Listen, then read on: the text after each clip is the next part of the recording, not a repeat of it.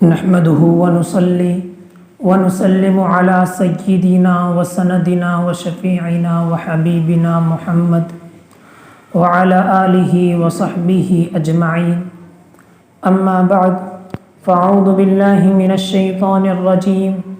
بسم الله الرحمن الرحيم. يا أيها الذين آمنوا إذا نودي للصلاة من يوم الجمعة فاسعوا إلى ذكر الله وذروا البيع ذلكم خير لكم إن كنتم تعلمون. صدق الله العلي العظيم. وقال النبي صلى الله عليه وسلم أكثروا الصلاة علي يوم الجمعة او كما قال صلی اللہ علیہ وسلم.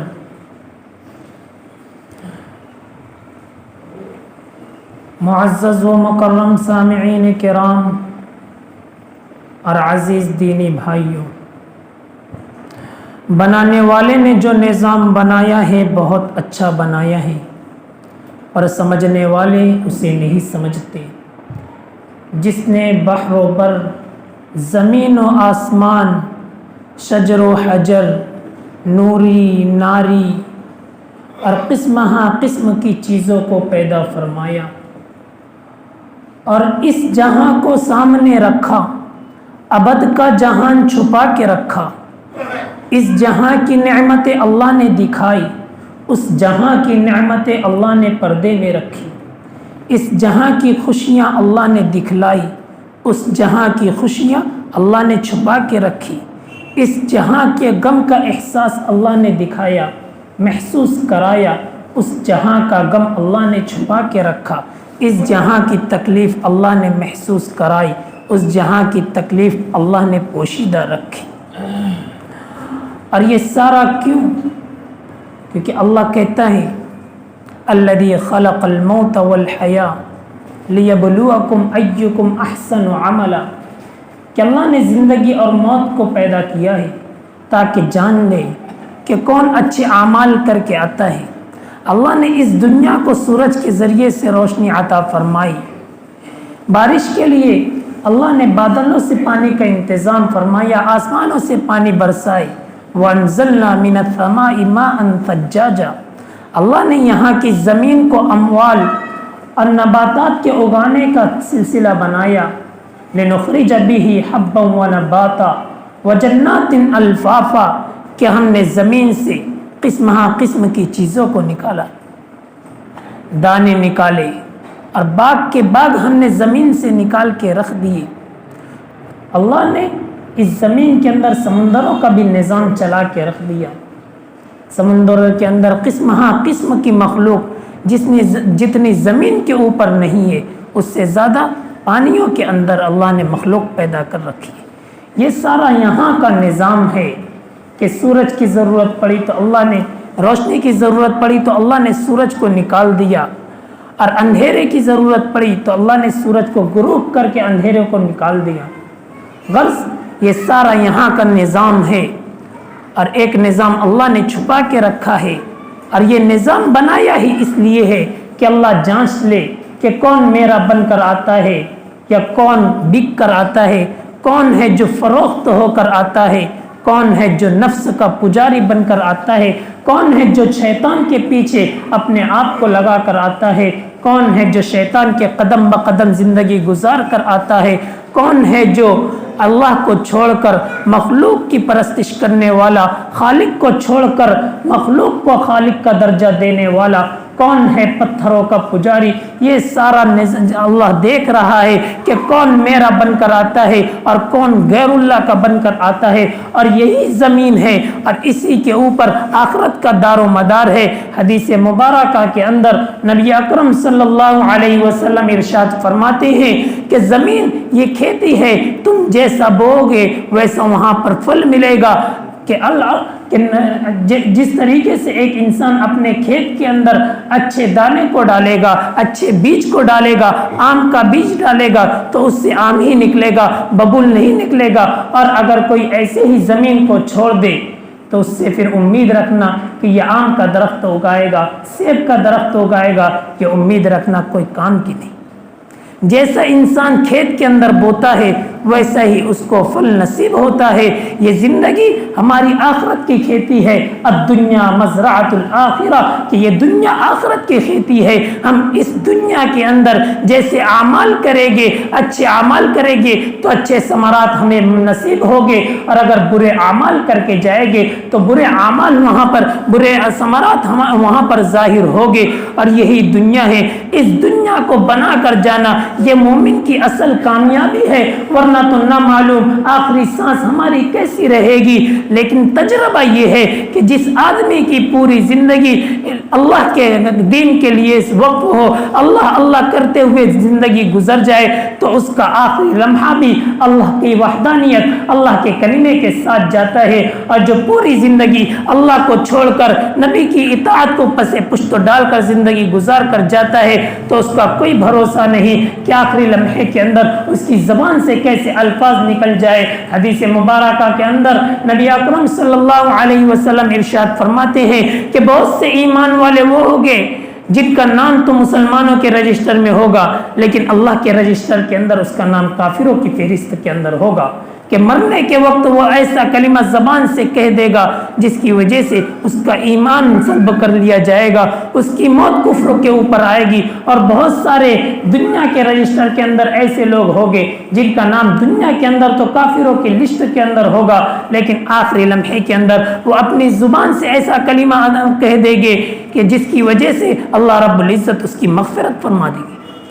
قبیلہ بنو اشہل، پورا قبیلہ اللہ کے نبی سرکار دو عالم محمد مصطفیٰ صلی اللہ علیہ وسلم کے ہاتھوں پر ایمان لے آیا، لیکن ایک شخص باقی رہا، صرف پورے قبیلے کے اندر ایک شخص کفر و شرک کے اوپر باقی رہا، لیکن کسی غزوے کے موقع کے اوپر وہ بھی ایمان لاتا ہے۔ حضرت ابو ہریرہ رضی اللہ تعالی عنہ صحابہ کرام کے مجمع میں جب رہتے تو صحابہ سے پہلیاں پوچھتے کہ بتاؤ وہ کون سا شخص ہے جس نے نہ تو کوئی نماز پڑھی، جس نے نہ کوئی اہم کام کیا، اور سیدھا جنت کا سرٹیفکیٹ مل گیا۔ صحابہ حیران ہوتے ہیں کہ نہ نماز ہے اس کے نامہ اعمال میں، نہ ذکر و اذکار ہے اس کے نامہ اعمال میں، اور سیدھا جنت کا سرٹیفکیٹ۔ تو صحابہ کہتے ہیں کہ ہمیں نہیں معلوم۔ تو اس وقت حضرت ابو ہریرہ کہا کرتے تھے کہ وہ قبیلہ بنی الاشہل کا وہ شخص ہے جو اس غزوے کے موقع کے اوپر ایمان لاتا ہے اور اسی غزوے کے اندر اپنی جان کو جاں آفری کے سپرد کر دیتا ہے، نہ تو کوئی نماز پڑھی اور اسی غزوے کے اندر شریک ہو کر اپنی جان اللہ کے سپرد کر کے جنت کا سرٹیفکیٹ حاصل کر لیتے ہیں۔ تو بعض لوگ وہ ہوتے ہیں جن کی پوری زندگی گناہوں کے اندر، لیکن اللہ رب العزت کی نظر رحمت ہوتی ہے کہ جس کی وجہ سے وہ جنت کا مستحق بن جاتا ہے، اور اللہ اپنی نظر رحمت بارہا فرمایا کرتے رہتے ہیں۔ اور جس شخص کے اوپر یا جس چیز کے اوپر اس رب کائنات کی نظر رحمت، اس رب کائنات کی فضل و کرم کی نگاہیں پڑ جاتی ہے تو اس کے درجات بلند ترین ہوتے ہوئے چلے جاتے ہیں، اس کے مقامات اعلیٰ و ارفع ہو جایا کرتے ہیں۔ حضرت بلال حبشی رضی اللہ تعالیٰ عنہ کالے کلوٹی صحابی ہے، نہ مدینہ کے ہیں نہ مکہ کے، لیکن نظر رحمت انتخاب کرتی ہے تو کہاں سے چل کر نبی اکرم صلی اللہ علیہ وسلم کے صدقے میں آ رہے ہیں، آپ کے دامن میں آ رہے ہیں، اور آپ کے اوپر اپنا ایمان قبول کر رہے ہیں۔ اور پھر کیا درجہ مل رہا ہے، چلتے زمینوں کے اوپر ان کے قدموں کی آہٹ نبی نے معراج کے موقع کے اوپر جنت میں محسوس کی۔ حضرت طفیل بن عمرو دوسی قبیلہ دوس کے رہنے والے، لیکن نظر رحمت پڑتی ہے تو نبی اکرم صلی اللہ علیہ وسلم کے پاس پہنچ کر ایمان قبول کر جاتے ہیں۔ سلمان فارسی رضی اللہ تعالی عنہ بت شکن کے گھر میں پیدا ہوئے، آتش پرست ہے باپ، اور باپ ایک بڑا پنڈت ہے، اور اتنی سختی کیا کرتے تھے کہ ان کو باہر نکلنے کی اجازت نہیں۔ لیکن جب توفیق ہوئی، ایک موقع کے اوپر کھیت کے اندر کچھ کام تھا تو باپ نے بیٹے کو بھیج دیا کہ کام کر کے فوراً واپس آ جانا۔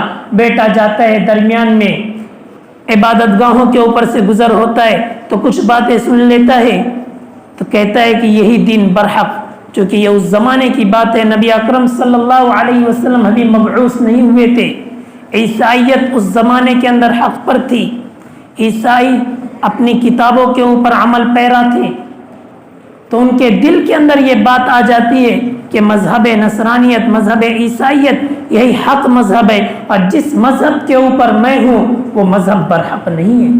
گھر آتے ہیں، باپ دیر سے آنے کی وجہ پوچھتا ہے تو پوری تفصیل سناتے ہیں، باپ سخت مار پیٹ کرتا ہے اور زنجیروں کے اندر قید کر دیتا ہے، لیکن دل کسی اور کو دے دیا تھا، تلاش میں تھے کہ کم نکلنے کا موقع مل جائے۔ پھر وہاں سے نکلے، 7 عالموں کے پاس زندگیاں گزاری، اور جب ان کا انتقال کا وقت قریب آتا کسی اور کا پتہ پوچھتا کہ کون برحق عالم ہے، اس کے پاس جا کر اپنی زندگی گزارتی ہے۔ علماء کہتے ہیں کہ سلمان فارسی رضی اللہ تعالی عنہ کی عمر متفق علیہ قول کے مطابق تو 200 سال کی تھی، اور بعض حضرات تو کہتے ہیں کہ ان کی عمر 250 سال تک کی پہنچی۔ حضرت عیسیٰ علیہ السلام کے جو حواری تھے ان کے زمانے کو انہوں نے دیکھا تھا، اتنی عمر تھی۔ جب آخری عیسائی پادری کے پاس ان کی صحبت میں رہے، ان سے دریافت کیا کہ آپ کی بھی آخری عمر چل رہی ہے، آخری لمحات ہے، آپ کے بعد میں کس کے پاس جاؤں گا؟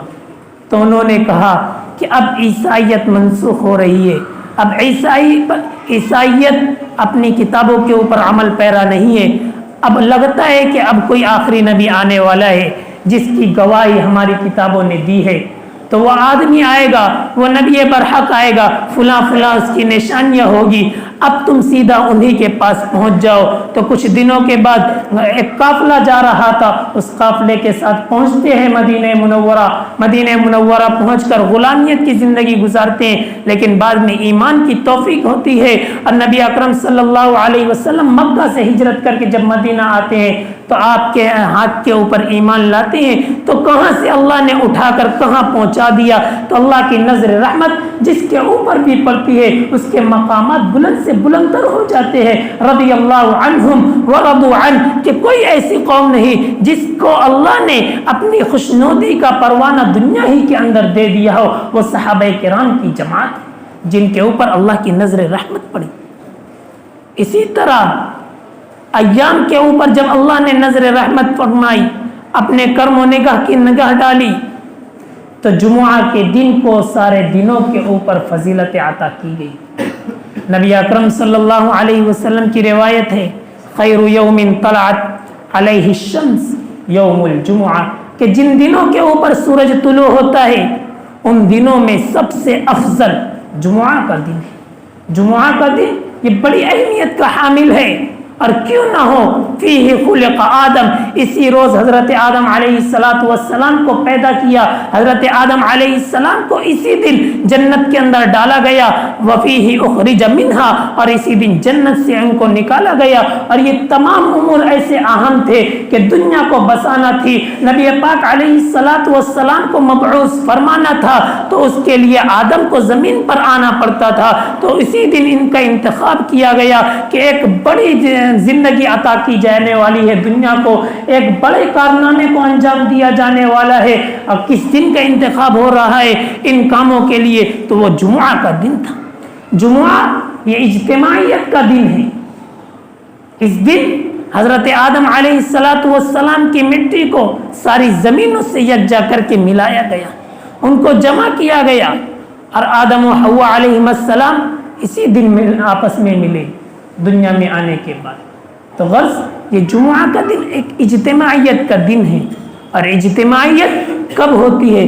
جب فرد ملتا ہے، ایک فرد دوسرے فرد کے ساتھ ملتا ہے، قطرہ قطرہ سمندر شود، ایک قطرہ مل کر سمندر ہوتے ہیں، دریا بنتے ہوئے جاتے ہیں، ایک ایک فرد مل کر اجتماعیت کی صورت اختیار کر جاتا ہے۔ ہمیں تو کہا گیا تھا کہ آپس میں اتحاد کو قائم کرنا، آپس میں اجتماعیت کو قائم کرنا، لیکن افسوس صد افسوس کہ وہ جمعہ کا دن جو اگر ہم اپنے بزرگوں سے پوچھے کہ تمہارے زمانے کے اندر جمعہ کا کیسا اہتمام ہوا کرتا تھا، تو وہ یہ کہنے کے اوپر آ جائے گی کہ اتنا اہتمام ہوا کرتا تھا کہ کوئی دکان کھولنے کے لیے تیار نہیں ہوتا تھا جمعہ سے پہلے، ہر ایک جمعہ کی تیاری کے اندر مشغول ہوتا تھا، اور وقت سے پہلے 11 سے 12 کے درمیان مسجدیں بھر جایا کرتی تھی، ہر ایک سفید لباس کے اندر ملبوس ہوا کرتا تھا، ہر ایک کے چہرے سے ایک خوشی اور مسرت کا اظہار ہوا کرتا تھا۔ لیکن افسوس آج وہی قوم لٹا دی ہم نے جو اسلاف سے میراث پائی تھی، لٹا دی ہم نے جو اسلاف سے میراث پائی تھی، سریا سے زمین سریا نے آسماں سے زمین پر ہم کو دے مارا۔ ہم عروج کے اوپر تھے اس وقت، کیونکہ ہماری عبادت اللہ کے لیے ہوا کرتی تھی۔ آج تو جمعہ کی نماز بھی رسم بن چکی ہے، آج جمعہ کی نماز بھی دیکھا دیکھی آ رہے ہیں کہ وہ جا رہا ہے ہم بھی چلے، ایک ماحول بن چکا ہے۔ ارے عزیزو، ہماری عبادت تو اللہ کے لیے ہونی چاہیے۔ قل ان صلاتی و نسکی و محیای و مماتی للہ رب العالمین، نبی فرما رہے ہیں میری نماز، قل ان صلاتی و نسکی، میرے قربانی، و محیای و مماتی، میرا جینا میرا مرنا یہ اس اللہ کے لیے جو سارے جہاں کا پالن ہار ہے۔ تو ہمارا مرنا، ہمارا جینا، ہماری نماز، ہماری قربانی یہ اللہ ہی کے لیے ہونی چاہیے۔ ہم اللہ کے لیے عبادت کریں، کسی اور کو بتانے کے لیے نہیں۔ ریاکاری کب ہمارے اندر سے نکلے گی؟ ہم کب اللہ کے بن کر زندگی گزارنے والے بنیں گے؟ اگر اللہ کے لیے ہم اطاعت کرتے رہتے تو وہی ماحول آج بھی بنا ہوتا، کہ جس زمانے میں ہمارے بزرگوں، ہمارے دادا، ہمارے پردادا سے پوچھا جاتا کہ تمہارے زمانے کے اندر جمعہ کا کیسے اہتمام، تو وہ یہی کہتے کہ 11 سے 12 کے درمیان مسجدیں بھر جایا کرتی۔ لیکن آج مسجدیں خالی ہیں۔ گرجا گھروں میں تو کمشنر اور کرنل بھی ہوتے ہیں حاضر، لیکن افسوس کہ مسجدوں میں کوئی ڈپٹی اور منصف بھی نہیں۔ کیا ہو گیا ہے آج مسلمانوں کو؟ وہ دن جس کو سید الایام کہا گیا تھا کہ یہ دن تو دنوں کا سردار ہے، دنوں کا سردار کہا گیا تھا، اور اس دن کی فضیلتیں تو اتنی وارد ہوئی ہے، اس دن عبادت کرنے کے ثواب کو بھی بڑھا دیا گیا ہے۔ نبی اکرم صلی اللہ علیہ وسلم فرماتے ہیں کہ جو آدمی اس دن جمعہ کے دن غسل کرے اور اپنی بیوی سے صحبت کرے اور اس کو بھی غسل کے قابل بنا دے، اور پھر صبح سویرے بیدار ہو اور صبح سویرے مسجد کے اندر آ جائے اور غسل کر کے آئے، خوشبوئیں لگا کر آئے اور آ کر کوئی لغو کام نہ کرے، جتنی مقدر میں نماز ہو مسجد میں آ کر وہ نمازیں پڑھے، خطبے کا وقت ہو تو خطبہ دھیان سے سنے اور کوئی لغو حرکت اور کوئی بری حرکت نہ کرے، بلکہ دھیان سے امام کے خطبے کو سنتا رہے، اور جب وہ واپس جائے گا تو اللہ رب العزت اس کے ہر قدم پر 100 سال کے روزے، ہر قدم کے اوپر 1 سال کے روزے کا اور 1 سال کی راتوں کی عبادت کا ثواب دیتے ہیں۔ کتنی بڑی فضیلت! 1 قدم کے اوپر 1 سال روزوں کا ثواب مل رہا ہے، 1 قدم کے اوپر 100 سال راتوں کو عبادت کرنے کا ثواب مل رہا ہے۔ کس چیز کے اوپر؟ جمعہ کے دن صبح سویرے بیدار ہونے پر، جمعہ کے دن صبح سویرے مسجد کے جانے کے اوپر، اور امام کے خطبے کو غور سے سننے کے اوپر۔ لیکن افسوس، اتنی معمول وقت کے اندر اتنی بڑی نیکی، آج کوئی مالک اپنے غلام کو اتنی جاب کے اوپر اتنی آمدنی دینے کے لیے تیار نہیں، اتنی تنخواہ دینے کے لیے تیار نہیں کہ 1 سال اگر کرے گا تو 1 سال آگے کی بھی، اور 1 سال ڈبل محنت کا تجھے اجرت دے دی جائے گی۔ کوئی نہیں دیتا۔ یہ اس اللہ کا رحم ہے، اس اللہ کا فضل ہے کہ 1 قدم کے اوپر 1 سال روزے رکھنے کا ثواب دے رہا ہے۔ اور دوسری حدیث کے اندر آتا ہے کہ جو صبح سویرے بیدار ہو، اچھی طریقے سے پاکی حاصل کرے، مسجد کے اندر پہنچے، جتنی مقدر میں نماز ہو اتنی نمازیں پڑھے، پھر امام کے خطبے کو دھیان سے سنے، تو اللہ رب العزت اس کے 1 ہفتے کے گناہ کو معاف فرما دیتے ہیں، اور بلکہ آگے کے 3 دنوں کے بھی گناہ کو معاف فرما دیتے ہیں۔ کیسی فضیلتیں ہیں! گناہ معاف ہو رہے ہیں، ثوابوں کے اوپر ثواب ملتے ہوئے جا رہے ہیں، لیکن آج ہم عمل کرنے کے لیے تیار نہیں۔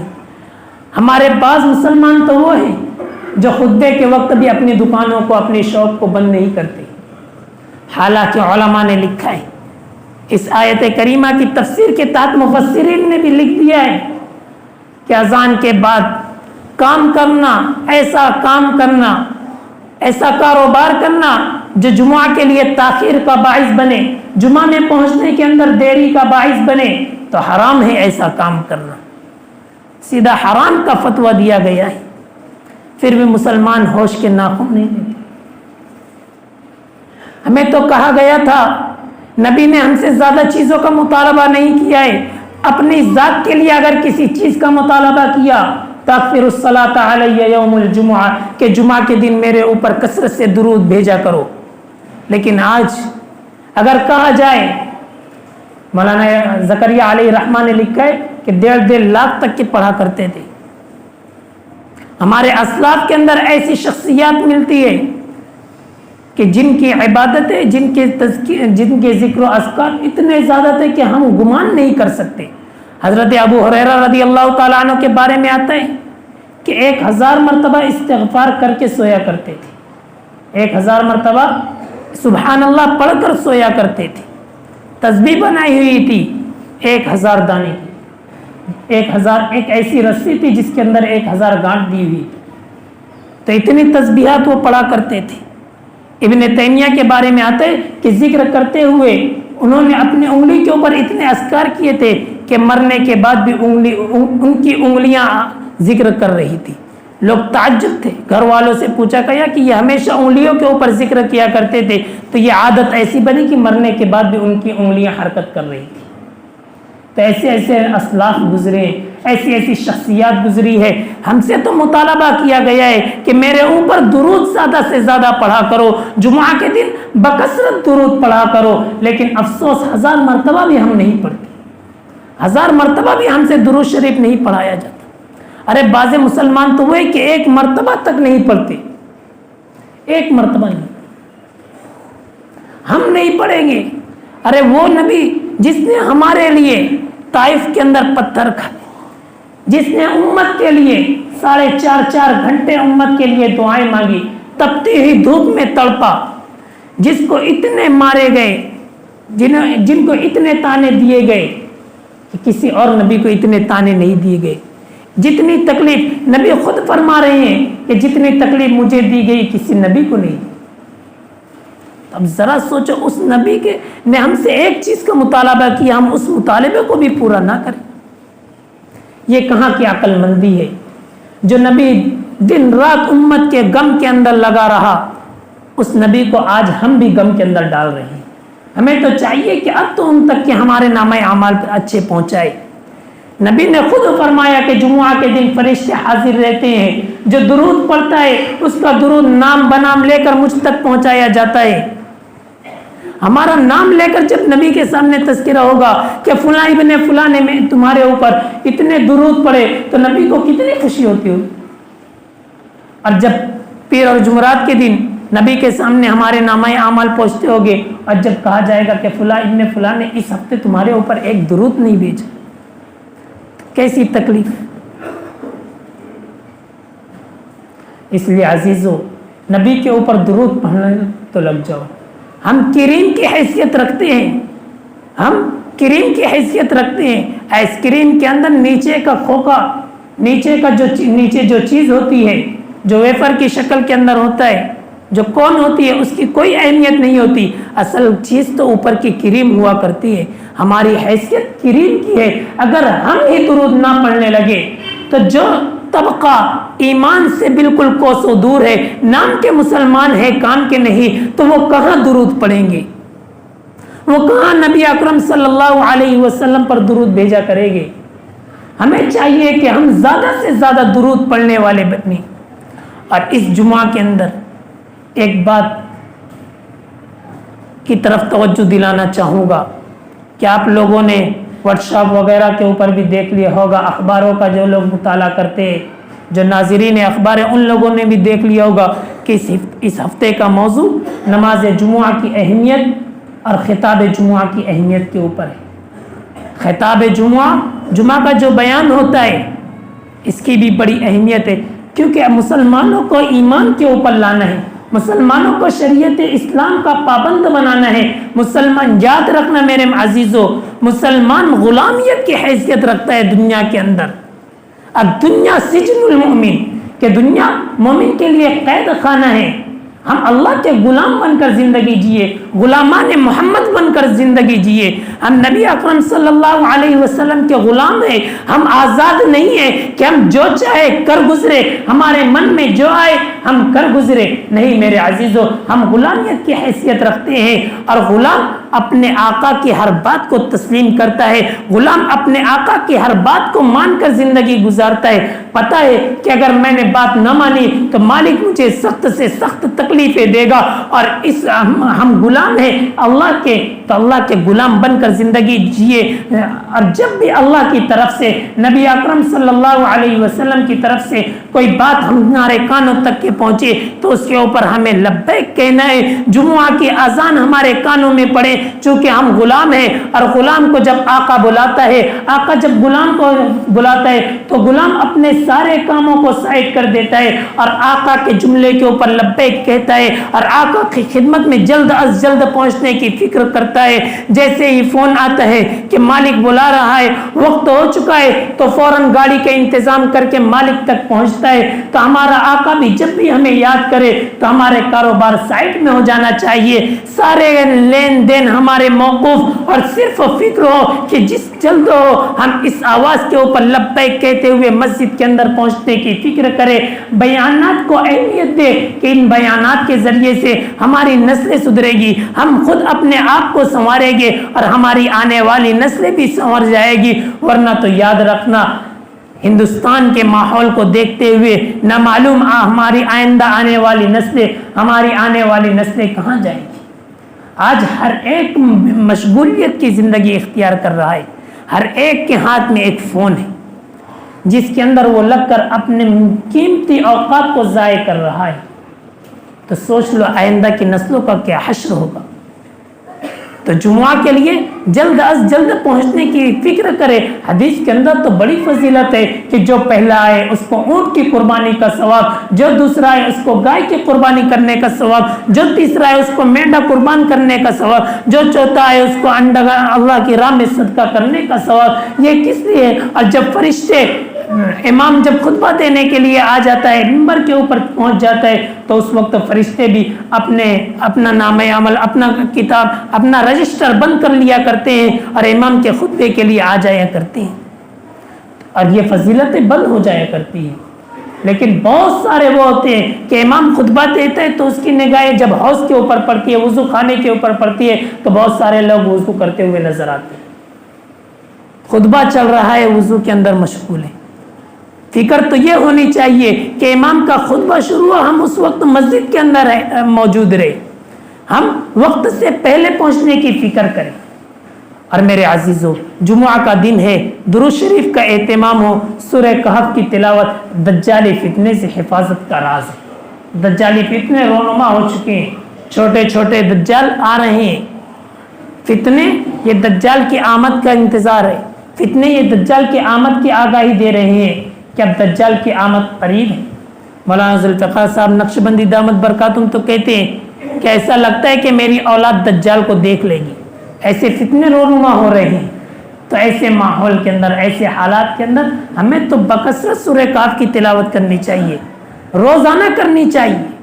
اگر روز نہیں ہو رہے تو جمعہ کے دن کی فضیلت ہے۔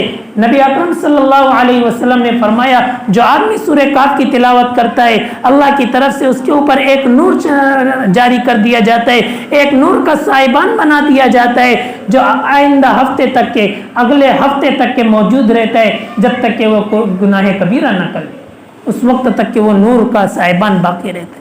تو ہمیں دجالی فتنے سے حفاظت کے لیے نبی کی آواز کے اوپر لبیک کہتے ہوئے ہر جمعہ کے اندر، ہر جمعہ کو سورہ کہف کی تلاوت کرنے کی ضرورت ہے۔ بس میں آخر میں یہی کہہ کر بات کو ختم کروں گا کہ ہم اپنے اندر جمعہ کی اہمیت کو دیں، جمعہ کو اہمیت دیں۔ ورنہ یاد رکھنا، عیسائیت نے جب اپنے عبادت کے دن کو تیغ کیا، اپنے عبادت کے دن کو چھوڑا، تو پھر کیا ہوا؟ فلما عتوا عما نہوا، کہ جب انہوں نے حد سے تجاوز کی تو اللہ رب العزت نے کہا کونوا قردۃ خاسئین، ذلیل و خوار بندر ہو جاؤ، کہ جو دن ان کو عبادت کے لیے دیا گیا تھا انہوں نے اس دن عبادت کے ساتھ دوسری چیزوں کو بھی شریک کر لیا، دوسری چیز بھی کرنے لگے، کاروبار کے اندر مشغول ہوئے، مچھلیاں پکڑنے لگے، تو اللہ نے ان کو ذلیل و خوار بندر بنا دیا، ان کی صورتوں کو مسخ کر دیا۔ آج ہمارے دل سے بھی جمعہ کی اہمیت نکلتی ہوئی جا رہی ہے، تو آج ہماری صورتوں کو مسخ نہیں کیا گیا، لیکن آج ہماری روحوں کو مسخ کر دیا گیا۔ آج ہماری روحیں مسخ ہوتی ہوئی چلی جا رہی ہے، اچھی باتیں صرف کان تک کے رہتی ہے، دل تک کے نہیں پہنچتی ہے، بیانات صرف کان کی زینت بن کے رہ جاتے ہیں، دلوں کے اوپر اثر نہیں ہو رہے، دل مضبوط ہو چکے، دل سخت بن چکے ہیں، کلا بل ران علی قلوبہم ما کانوا یکسبون کا مصداق بن چکے۔ اس لیے عزیزو، جمعہ کو اہمیت دو، جمعہ کے دن کثرت سے عبادت کرو، ذکر و اذکار کے اندر اپنے آپ کو مشغول رکھو، لیکن بڑے بڑے اہم کام تو جمعہ کے دن ہوتے، کرکٹ میں ہو تو جمعہ کے دن، کوئی فلم آج اگر فلمی اداکار لوگ اپنی فلموں کو رونما کرنا ہے تو انتخاب بھی کرتے ہیں جمعہ کا دن، اور پھر مسلمانوں کے ہاتھوں کے اندر موبائل ہوتے، پورا دن موبائل کے اندر، فلموں کے اندر۔ اس لیے عزیزو، جمعہ کو اہمیت دو، خطاب جمعہ کو اہمیت دو، بس اللہ ہمیں کما حق و جمعہ کی اہمیت کرنے کی توفیق عطا فرمائے۔ وما علینا الا البلاغ۔